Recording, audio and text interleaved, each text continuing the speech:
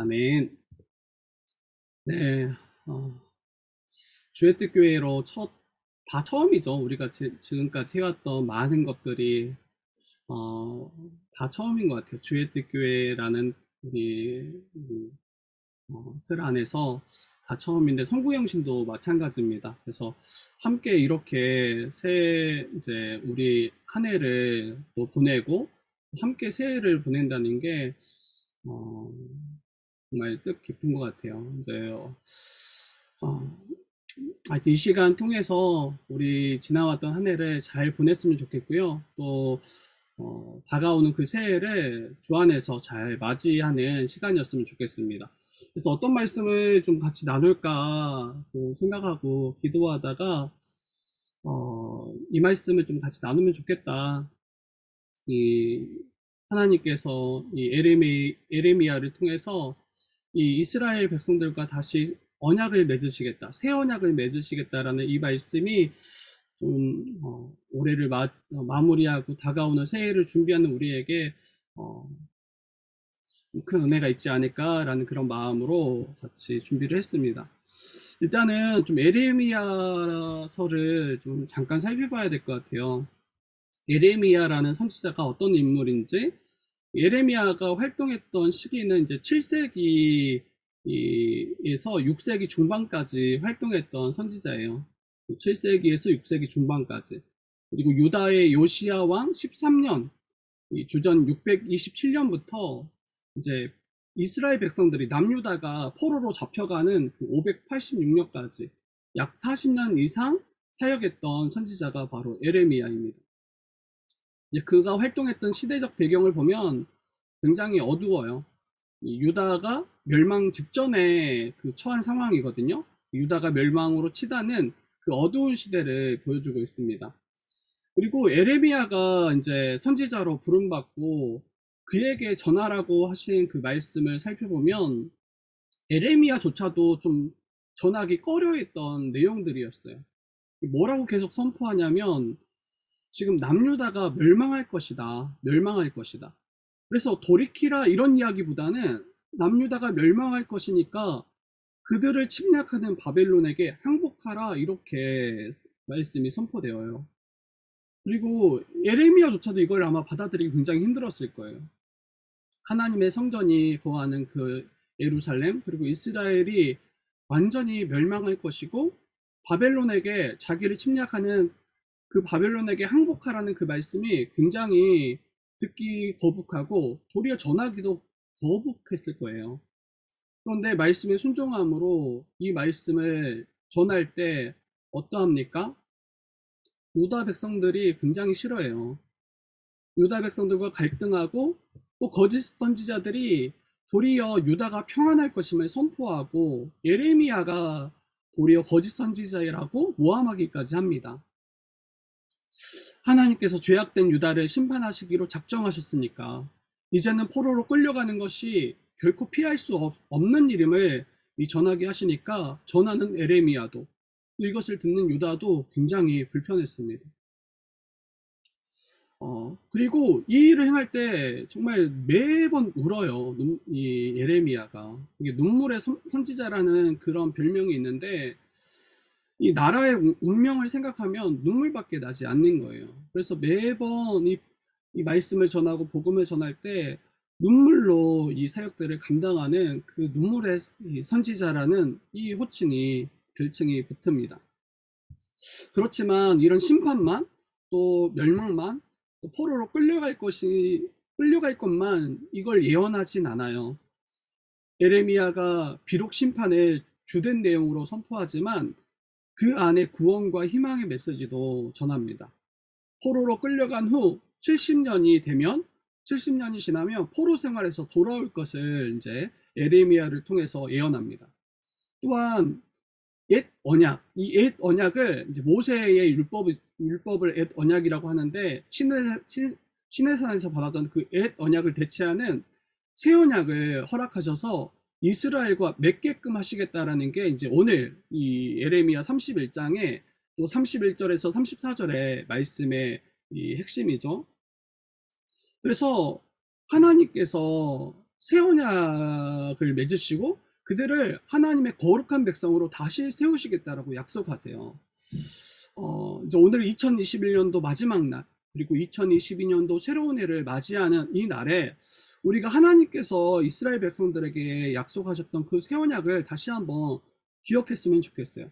그리고 2022년도를 살아가는 우리가 어떤 자들인지, 우리가 주 앞에 어떠한 존재인지 다시 한번 기억하면서 오늘 말씀을 좀 우리가 붙잡고 내년 한 해를 살아가면 너무나 좋겠다라는 생각이 듭니다. 여러분, 그러면 이제 새 언약을 한번 살펴봐야 되겠어요. 새 언약. 31장 31절에 이렇게 이야기합니다. 여호와의 말씀입니다. 보라, 날이 이르리니 내가 이스라엘 집과 유다 집에 새 언약을 맺으리라.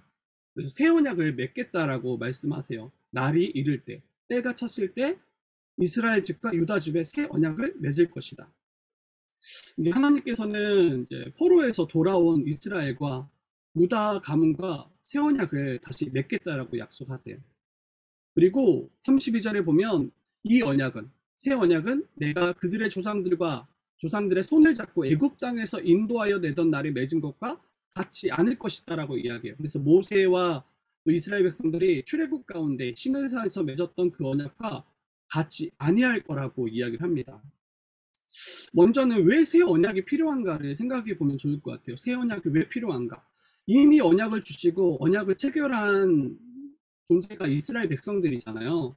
그런데 새 언약을 맺으시겠대요. 왜냐하면 그들의 조상과 맺었던 그 언약을 이스라엘이 깨버렸기 때문입니다.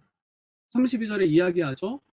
내가 그들의 남편이 되었어도 그들이 내 언약을 깨뜨렸습니다. 내가 하나님께서 이스라엘의 남편이 되셨음에도 불구하고 그들이 나의 언약을 깨뜨렸다라고 이야기해요. 어, 여러분, 남편이 아닌, 그러니까 한 여인이, 한 아내가 남편이 아닌 다른 남자와 어울리고 다른 남자와 동침하는 그런 모습인 거예요. 하나님께서 자기를 남편으로 비유하시고 이스라엘을 아내로 비유하시는데 어때요? 이스라엘 역사 가운데 계속 하나님이 아닌 다른 헛된 우상을 섬기고 하나님이 아닌 다른 신을 만들며 그를 따라요. 우상 숭배를 계속해서 배도하고 하나님을 떠났던 그 모습이 바로 남편이 있음에도 불구하고 하나님이 남편 되셨음에도 불구하고 하나님을 떠난 이 이스라엘 백성들의 모습을 말씀합니다. 이렇게 하나님을 떠났음에도 불구하고 하나님께서는 계속해서 이스라엘을 부르시죠. 돌아오라, 돌아오라, 돌이키라 외치시며 계속 손 내미셨어요. 근데 그럼에도 불구하고 돌이키지 않는 그들에게 이제는 이 언약을 다 깨졌음을, 하나님께서 기존에 맺으셨던 그 언약이 완전히 다 산산이 다 깨어져 버렸음을 이야기합니다. 이게 마치 남편과 아내를 생각하시면 좋을 것 같아요. 남편과 아내가 언약을 맺고 결혼하잖아요. 근데 어느 한편이 이 언약을 깨버리는 거예요. 그리고 다른 남자, 다른 여자를 쫓아가는 거예요. 그러니까 한번 내가 용서해 주겠다. 돌이켜라. 이것도 거의 불가능한 이야기예요. 거의 이게 말이 안 되는 이야기잖아요. 신뢰가 다 깨져 버렸잖아요.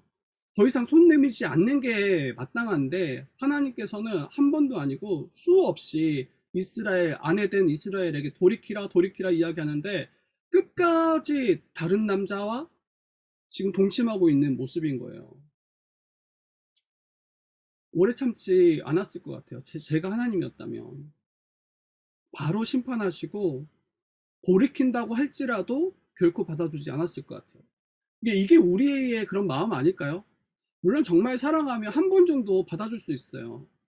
그런데 또 바람피고 또 다른 일을 쫓아가면 그거 어떻게 견딜 수 있겠어요? 인간으로서는 도무지 참을 수 없고 인내할 수 없는 그 일들을 하나님께서 계속 손 내미시고 돌이키라고 말씀하심에도 불구하고 지금 끝까지 멸망에 이르기까지 돌이키지 않는 그 이스라엘 백성들, 완전히 멸망시키고 그냥 심판하시는 것이 마땅한데 이 에레미야 31장 31절에 다시 새롭게 언약을 맺으세요. 너희들이 바벨론으로 포로로 끌려갈 것이지만 이게 끝이 아니다는 거예요. 포로로 끌려간 후 70년 만에 다시 돌아올 것을 말씀하시고, 이제는 깨어진 옛 언약이 아닌 새 언약으로 너와 언약하시겠다라고 이렇게 약속하세요. 다시 결혼하자라는 말씀이에요. 다시 언약을 맺고 다시 한 몸 되자. 다시 나와 결혼하자. 내가 너의 남편 되어주겠다. 이런 말씀이에요.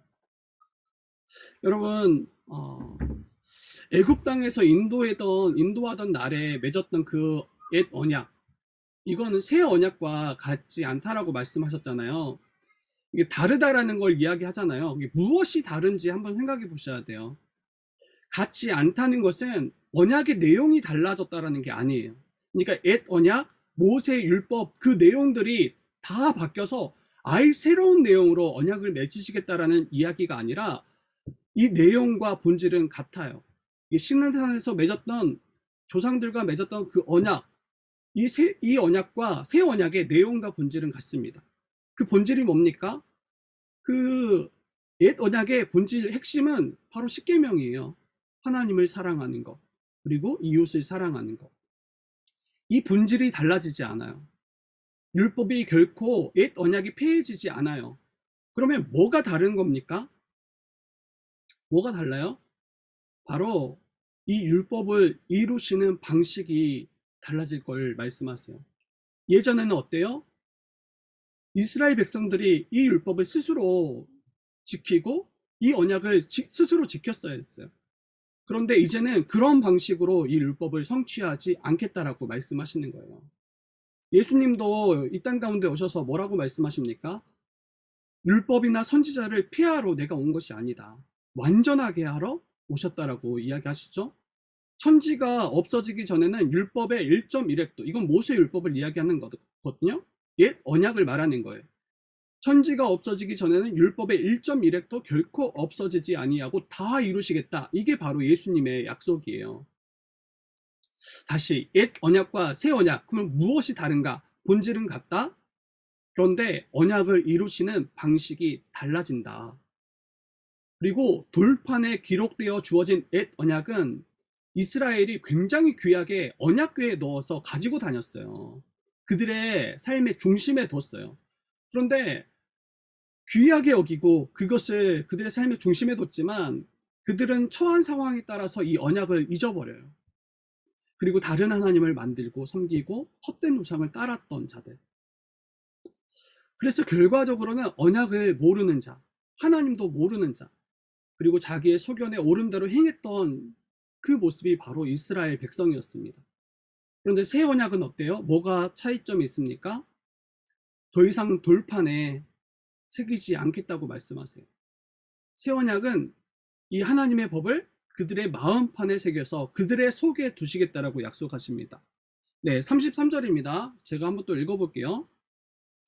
같이 한 자리에 있다라는 게 진짜 참 너무나 복되구나를 다시 한번 깨닫는 시간이, 혼자 있는 듯한 느낌이 살짝 있는데 어쩔 수 없어요. 이건 제가 이겨내야 될 제 믿음의 싸움인 것 같아요. 계속 혼자 막 계속 읽고 막 말하려고 하니까 약간 힘들긴 하지만, 네. 33절 제가 읽도록 하겠습니다. 그러나 그날 후에 내가 이스라엘 집과 맺을 언약은 이러하니 곧 내가 나의 법을 그들의 속에 두며 그들의 마음에 기록하여 나는 그들의 하나님이 되고 그들은 내 백성이 될 것이라. 여호와의 말씀입니다. 네. 그래서 예전에는 옛 언약은 돌판에 새겨서 언약궤에 둬서 보관했더라면 이 새 언약은 어때요? 우리의 마음판에 기록하시겠다라고 이야기해요. 우리의 마음판에 새겨서 그들의 속에, 언약궤가 아니라 우리의 속에 두시겠다라고 약속하세요. 그러면 어떻게 될까요? 하나님의 법을 밝히 알게 되는 거예요. 하나님의 뜻을 밝히 알게 되는 거예요. 그리고 그 말씀 가운데 기록되어진 그 하나님을 알아가게 되는 거예요. 그래서 34절 이렇게 이야기합니다. 그들이 다시는 각기 이웃과 형제를 가리켜 이르기를 너는 여호와를 알라 하지 아니하리니 이는 작은 자로부터 큰 자까지 다 나를 알기 때문이라. 이렇게 말씀하세요. 여러분, 이 새 언약을 통해서 이스라엘 백성이, 하나님 나라의 백성된 주의 백성들이 하나님을 밝히 알아갈 것이고 하나님의 뜻을 온전히 깨달을 것이다. 이렇게 이야기합니다. 그래서 여호와를 알라고 그렇게 훈계할 자들이 없어질 것이다. 그리고 높은 자나 낮은 자나 많이 배운 자나 적게 배운 자나 모두 하나님의 법과 여호와를 알아가도록 알 수 있도록 하시겠다. 이게 이 새 언약의 특징입니다. 그리고 두 번째로는 이 옛 언약은 어때요? 시내산에서 언약을 체결한 이스라엘 백성은 언약을 체결했지만 결과적으로 모두 불순종으로 나아가요. 그래서 결과적으로 언약을 파기할 수밖에 없었습니다.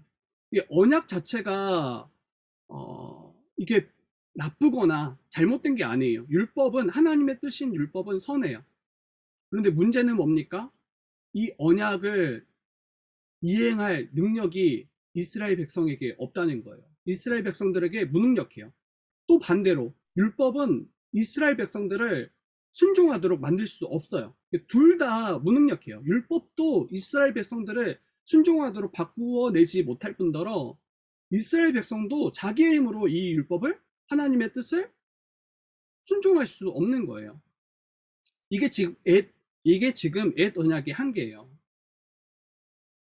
결국 옛 언약은 실패할 수밖에 없어요.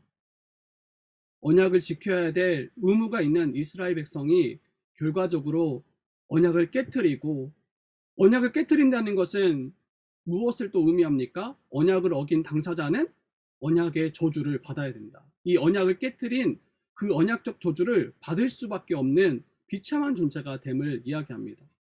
그런데 새 언약은 어떠냐는 거예요. 이 새 언약을 맺은 백성들을 어떻게 대하시겠다라고 말씀하십니까? 그게 31장 34절 후반부예요. 뭐라고 말씀하시냐면 내가 그들의 악행을 사하고 다시는 그 죄를 기억하지 아니하리라. 여호와의 말씀입니다. 내가 그들의 악행을 사하고 다시는 그 죄를 기억하지 아니하리라. 그러니까 지금 언약을 어겼기 때문에 우리는 하나님 앞에 범죄한 자예요. 그리고 그 범죄함으로 저주받고 심판받아야 마땅할 자인데 새 언약을 맺은 그의 백성들을 어떻게 대하시겠다라고 말씀하시냐면 너의 악행을 사하시겠다. 그리고 다시는 그 죄를 기억하지 않겠다 이렇게 약속하세요. 본래는 법을 어겼더라면 하나님의 뜻을 어겼더라면 그 언약을 깨뜨렸더라면 형벌 받는 게 마땅합니다. 그런데 그렇게 하시지 않겠다라는 거예요.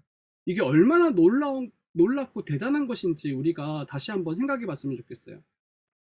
아까 남편과 아내의 이야기를 했잖아요. 앞에서 하나님께서는 자신을 남편으로 이스라엘을 아내로 비유하셨잖아요.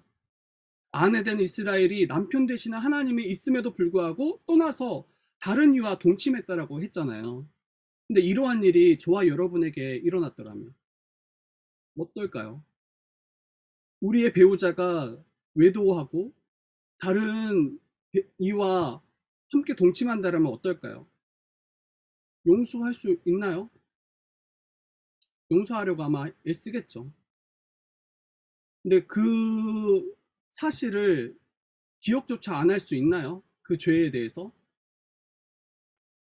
배우자가 외도한 후에 외도가 들통났을 때 깨어진 신뢰로 인해서 아마 이혼을 하거나 반대로 용서하고 다시 받아주거나 둘 중에 하나밖에 없겠죠.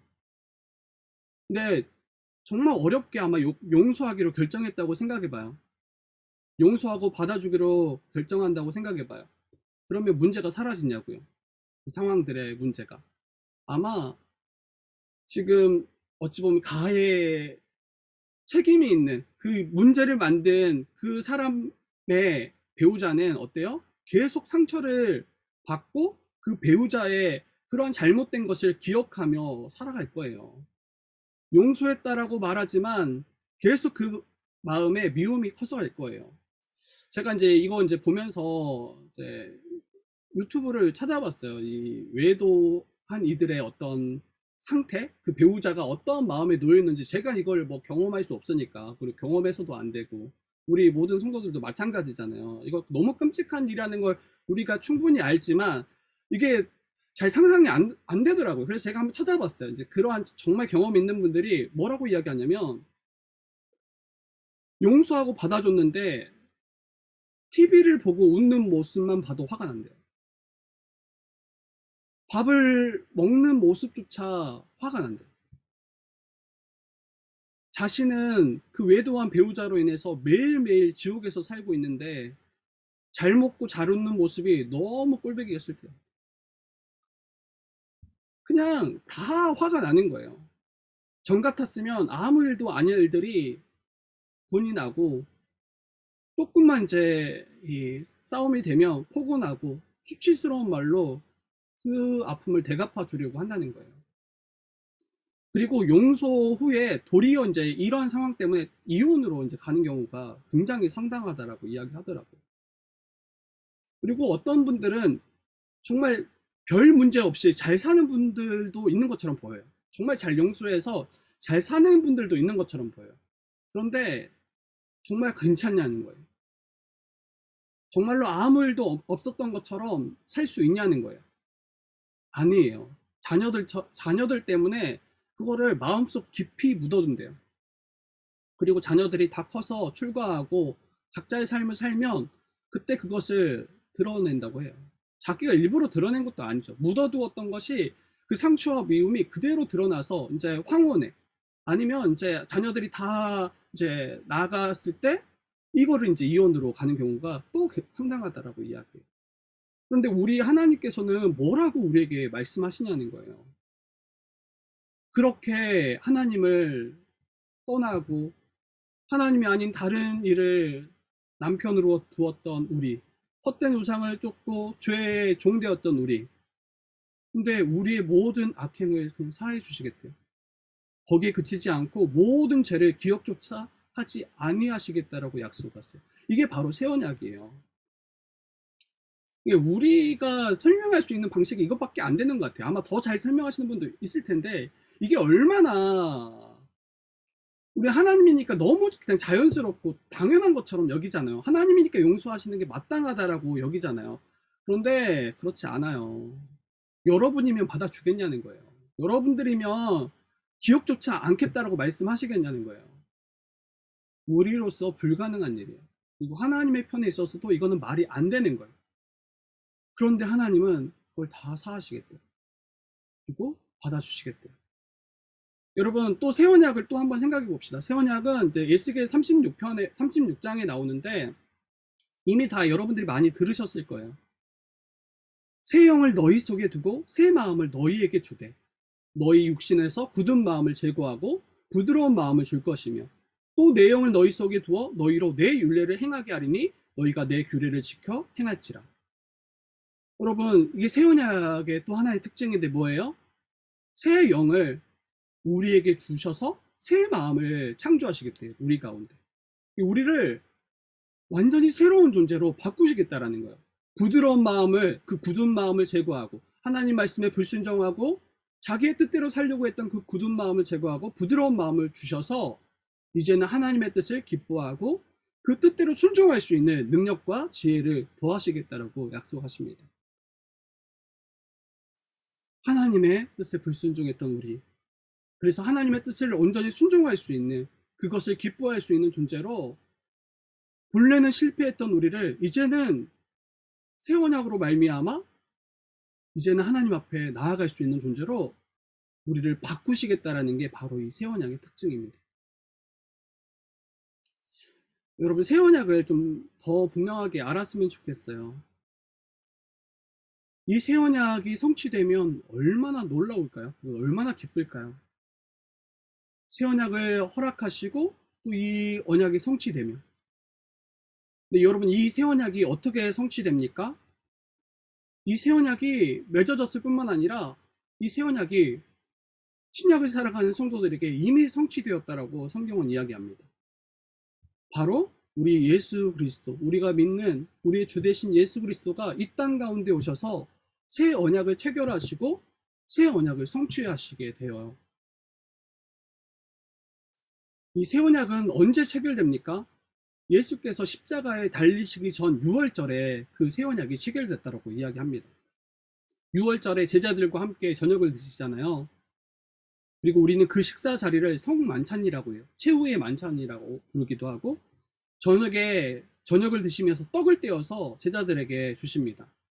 그러면서 이것이 내 몸이다 라고 말씀하시고, 또 잔도 나누시면서 이 잔을 그들에게 주시면서 내 피로 세우는 새 언약이니 곧 너희를 위하여 붓는 것이라 말씀하세요. 이 송만찬에 이 잔을 부으시는 이 사건을 새 언약을 체결한 사건으로 이야기합니다. 여러분, 언약이 체결될 때는 항상 피를 부어요. 이 생명을, 이 피가 상징하는 게 생명이잖아요. 이 동물을 잡아서 그 피를 가지고 언약을 체결시켜요. 이 언약을 지킬 때는 언약의 복이 주어지지만, 이 언약을 어길 때에는 반드시 이와 같이 이 생명을 잃을 것임에 대한 이야기이기도 해요. 근데 예수께서 이 포도주를 제자들과 나누시면서 이 잔은 내 피로 세우는 새 언약이니 곧 너희를 위하여 붓는 것이라고 말씀하세요. 그래서 언약을 체결하시는, 새 언약을 예수께서 하나님과 새 언약을 체결하신 거예요. 우리가 그 언약의 당사자가 아니라, 언약을 체결하는 주체자가 아니라 예수께서 아버지 되신 하나님과 새 언약을 체결하시고, 그리고 이 언약을 온전히 성취하시는 성취자이시기도 해요. 십자가에 쏟으실 그 예수 그리스도의 피로 말미암아 새 언약이 체결되었고, 그 언약은 예수 그리스도가 십자가에 죽으심으로 성취돼요. 6월절에 잔을 부으시면서 그 언약이 체결되었다라면 예수께서 십자가에서 죽으셔서 모든 피를 쏟으심으로 그 새 언약이 온전히 성취됩니다. 예레미야 31장에서 이 새 언약의 특징 이야기했잖아요. 우리의 모든 악이 사해질 것이다.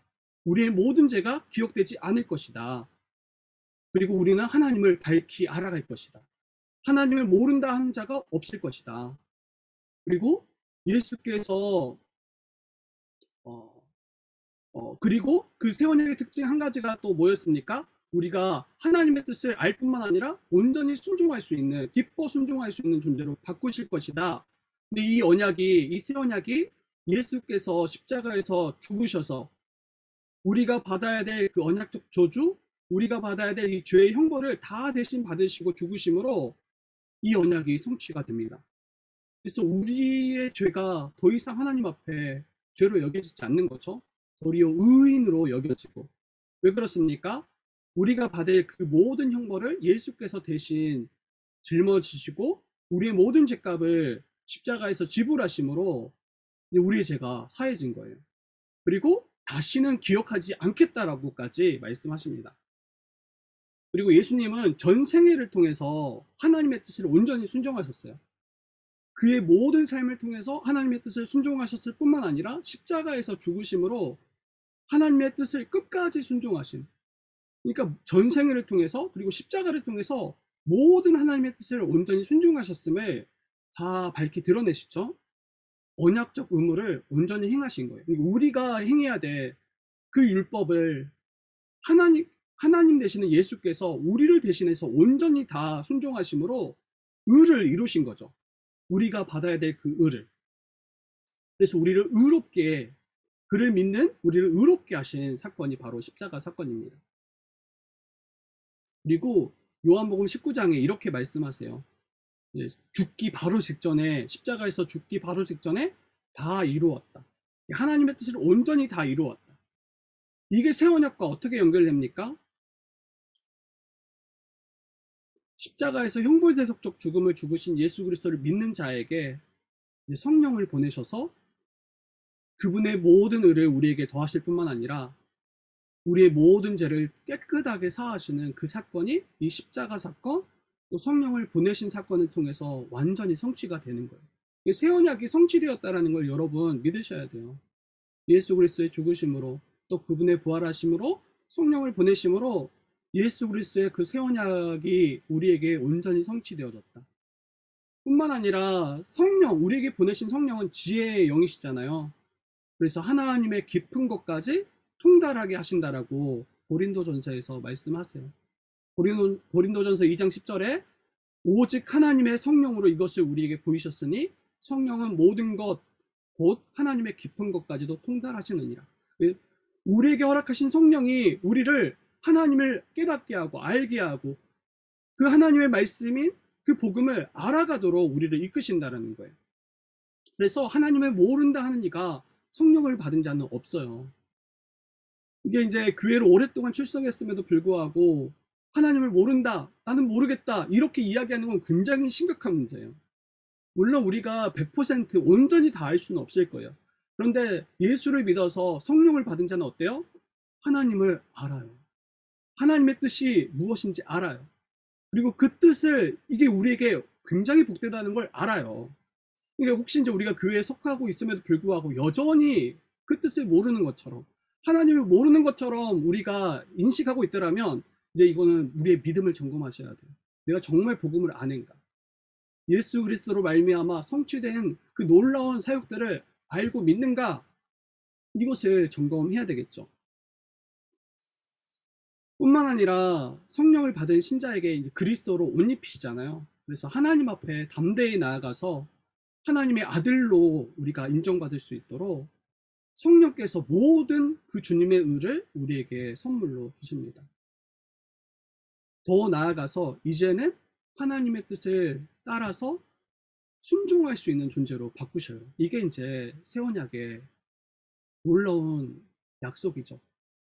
오늘날 이 땅을 살아가는 성도들은 예수 그리스도를 믿음으로 성령 받아서 이제는 하나님의 뜻을 알 뿐만 아니라 그 뜻대로 순종할 수 있는 능력을 가진 자, 지혜를 가진 자가 바로 교회예요. 그리고 우리 신자예요. 이게 우리로부터 나온 게 아니라는 거예요. 예수께서 십자가에서 흘리신 그 피로 말미암아, 예수께서 보내신 성령으로 말미암아 우리 모든 죄가 사함 받았을 뿐만 아니라 하나님의 뜻을 밝히 알아갈 뿐만 아니라 하나님의 뜻을 온전히 순종할 수 있는 자로 하나님께서 우리를 바꾸셨음을, 은혜로 우리를 새롭게 하셨음을, 그래서 한 몸 된 지체들을 깊이 사랑할 수 있도록, 전에는 서로 분열하고 서로 미워하며 자기만을 위해 살아갔던 그런 존재를 이제는 바꾸셔서 서로 깊이 사랑하고 한 몸으로 살아갈 수 있도록 새 언약의 백성으로 우리를 새롭게 하셨어요. 이게 바로 교회예요. 이게 바로 우리 신자예요. 이 모든 것이 예수 그리스도를 주로 믿는 자들, 예수 그리스도를 주와 그리스도로 믿는 교회된 우리에게 이미 성취된 거예요. 이 새 언약은 이미 성취되었다. 그래서 결과적으로 결코 실패할 수 없도록, 결코 망할 수 없도록 바뀌어진 존재가 바로 저와 여러분입니다. 여러분, 올 한 해를 우리가 지나왔잖아요. 올 한 해를 지나왔을 때 우리 자신을 한번 돌아보세요. 여전히 무능력한 것처럼 보일 때가 많아요. 여전히 하나님의 뜻이 굉장히 부담스러울 때가 굉장히 많았을 수도 있어요. 안 그런 분들이 대부분이겠지만, 여전히 하나님의 뜻에 순종하기보다는 내 뜻대로 살고자 하는 그런 마음들이 우리에게 일어날 수도 있었을 거예요. 우리 분명하잖아요. 우리로서는 안 돼요. 우리의 어떤 결단, 우리의 어떤 수고, 노력, 이것으로 되는 문제가 아니에요. 우리가 어떻게 새로운 하나님의 거룩한 백성 됐냐는 거예요. 새 언약 백성 됐냐는 거예요. 하나님의 신실하심 때문이에요. 하나님이 우리에게 맺어주신 그 언약 때문이에요. 그리고 우리를 위해서 십자가에 죽으신 그 예수 그리스도로 말미암음 때문이에요. 그리고 우리에게 허락하신 그 성령으로 말미암음 때문이에요. 2021년도를 우리가 돌아보면서 정말 이걸 온전히 고백했으면 좋겠어요. 그러면 2022년도 우리가 이제 곧 맞이하는, 이제 12분 후에 맞이할 텐데, 왜 이렇게 설교가 길어지는지. 12분 후에 이제 맞이하는데, 여러분 이 맞이한 2022년도 어떻게 살아가시겠냐는 거예요. 어떻게 살아가야 될까요? 예수를 믿으셔야 돼요. 그 예수 그리스도가 우리를 위해서 행하신 일들이 얼마나 놀라운지를 온전히 바라보셔야 돼요. 나 같은 존재를 바꾸셔서 새로운 존재로 만드셨다니까요. 전에는 할 수 없었던 존재, 완전히 망했던 존재, 그래서 하나님의 심판밖에 받을 수밖에 없는 그런 존재를 이제는 죄를 사하시고 우리의 모든 것을 깨끗게 하실 뿐만 아니라 이제는 하나님과 화목하게 하시고 또 한 몸 된 지체들과 사랑하게 하시고 또 하나님의 뜻을 알 뿐만 아니라 그 뜻대로 순종할 수 있는 존재로 바꾸셨음을 믿으셨으면 좋겠어요. 그러면 저와 여러분들이 이제 주의 뜻교회로 살아가면서 또 여러분들이 살아가는 직장과 가정과 모든 삶의 현장 가운데 하나님의 뜻을 행할 수 있는 능력이 주어졌음을 우리가 붙잡을 거예요. 그리고 살 수 있어요. 행할 수 있어요. 그 뜻대로 살아내고 그에 합당한 열매들을 풍성하게 맺어가게 될 것입니다. 이것이 은혜예요. 이것이 은혜예요. 더욱 힘써서 새 언약의 성취자이신 예수 그리스도를 우리가 붙잡았으면 좋겠습니다. 어떻게 붙잡습니까? 말씀이에요. 말씀 되시는 예수 그리스도를 더 알아가시기를 힘쓰시고 또 우리가 기도하셔야 돼요. 정말 기도하셔야 돼요. 그리고 서로 사랑 안에서 성도들을 함께 세우셔야 돼요. 그때 우리가 말씀에 순종할 수 있습니다. 충분히 순종할 수 있고 그 믿음의 싸움을 끝까지 싸워낼 수 있어요. 그리고 2022년도 주의 뜻 교회로 이 살아가는 이 시간들 정말 하나님 나라의 복을 풍성하게 누렸다. 2022년도 끝에도 그와 같은 고백으로 서로가 기쁨을 누릴 수 있을 것입니다. 그렇게 살아가기를 또 그런 한 해 되기를 주님의 이름으로 부탁드리고요. 함께 그런 마음으로 새해를 맞이했으면 좋겠습니다. 네, 제가 기도하고요. 찬양 먼저 할까요? 우리 시간 어떻게 이렇게 시간이 딱 맞는지 계획한 게 아닌데 우리 같이 찬양하고 우리 기도하고 우리 새해를 같이 맞이하도록 하겠습니다. 아, 그렇네요. 축도 안 되겠네요. 여러분 시간이 없네요. 시간이 딱 맞다고 생각했는데 제가 바로 기도하고 바로 축도하고 마무리하고 새해 맞이해야 되겠어요. 찬양하고 하고 하면 시간이 넘어갈 것 같아요. 제가 기도할게요.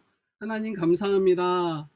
우리 사랑하는 우리 주의 뜻 교회 우리 지체들과 이 올 한 해를 보내고 또 새해를 맞이하게 하심 감사합니다. 지금까지 인도하셨던 그 주님의 사랑 그 하나님의 은혜를 잊지 않게 하시고 새 언약의 성취자이신 예수 그리스도로 말미암아 우리가 더 이상 죄 가운데 거하는 것이 아니라 더 이상 죄의 종되어서 끌려 사는 것이 아니라 하나님의 거룩한 백성으로서 정말 주의 뜻을 이루며 한 몸으로 살아갈 수 있도록 도와주시고 정말 우리 안에 하나님의 말씀을 더욱더 깨닫게 하시고 하나님을 깊이 알아가며 그 뜻대로 순종할 수 있는 그런 모든 능력과 지혜를 날마다 날마다 더하여 주시옵소서.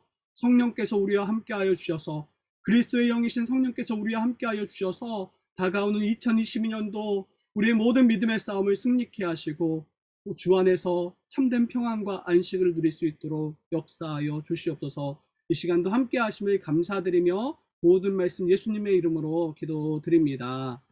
아멘.